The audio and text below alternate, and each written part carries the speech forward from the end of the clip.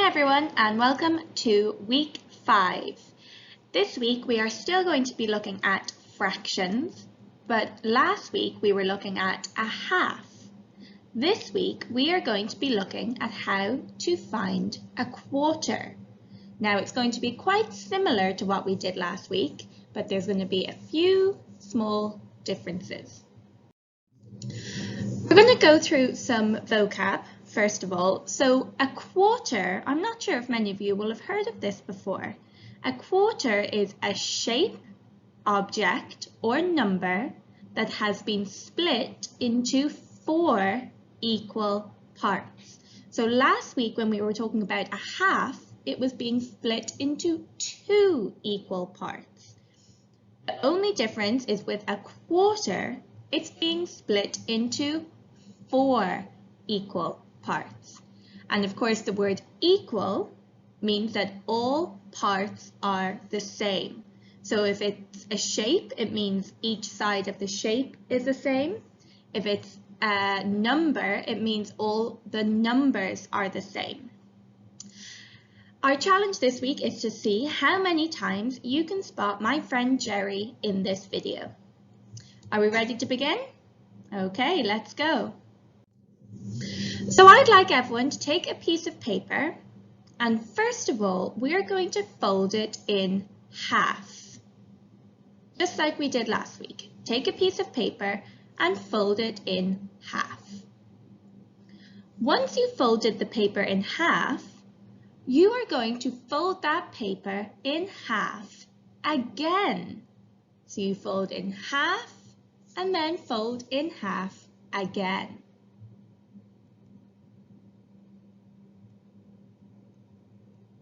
You have now made quarters.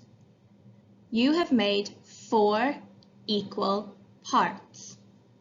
If you unfold your paper, you'll see that there's a fold going down and a fold going across. This has made 4 parts on the paper. Each of them are the same size and the same shape. When we split something in quarters, we make 4 equal parts. 4 quarters make a whole. Remember the word whole from last week.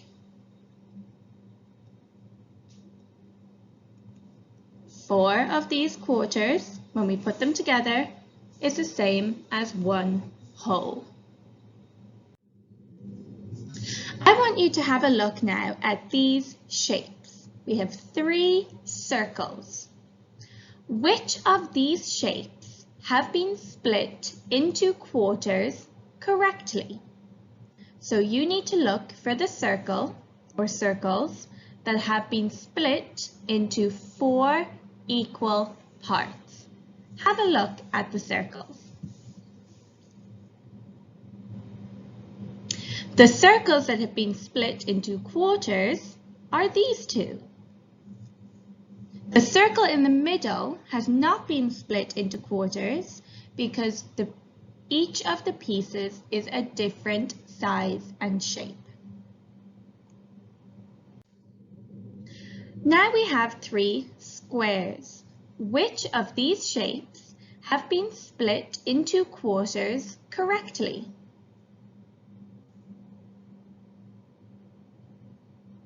The answer is this square. The first square has been split into quarters because it is in 4 parts and each of these parts are the same size.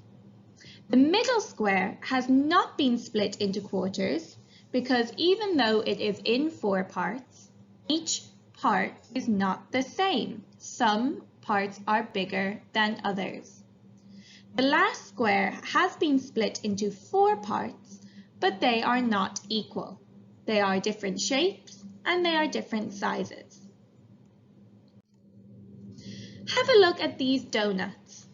Which donuts have been split into quarters correctly? The answer are these 2 donuts. The first donut has been split into 4, but they are not all the same shape or size. The second and third donuts have been split into 4, and each of the pieces are the same shape and same size. Our next question is, which shape has been correctly split into quarters? A, B, or C? Tell a grown-up at home which one you think has been correctly split into quarters. Then I want you to tell them, how do you know? Look at the shapes and look at the sizes.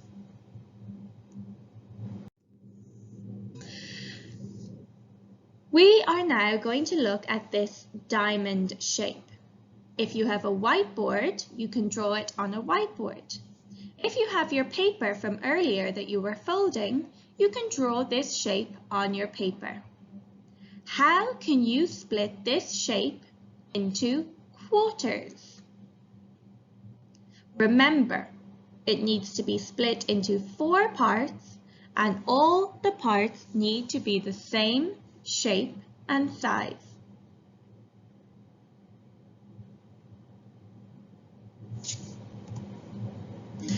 So, how did you do this?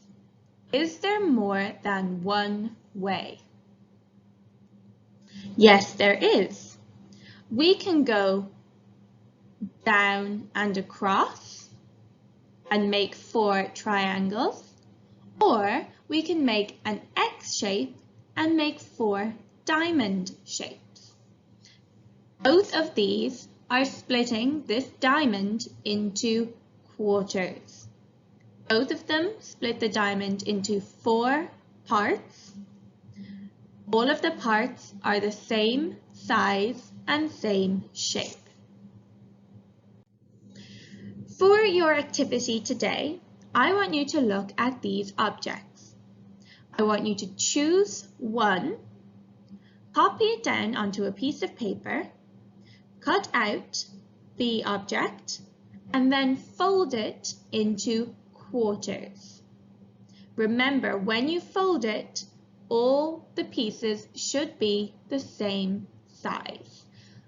When you're finished, take a picture and put it on your Class Dojo portfolio.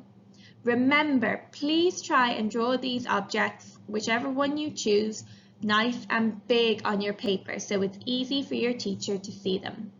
Thank you very much, and I'll see you tomorrow for more fun with fractions. Bye guys!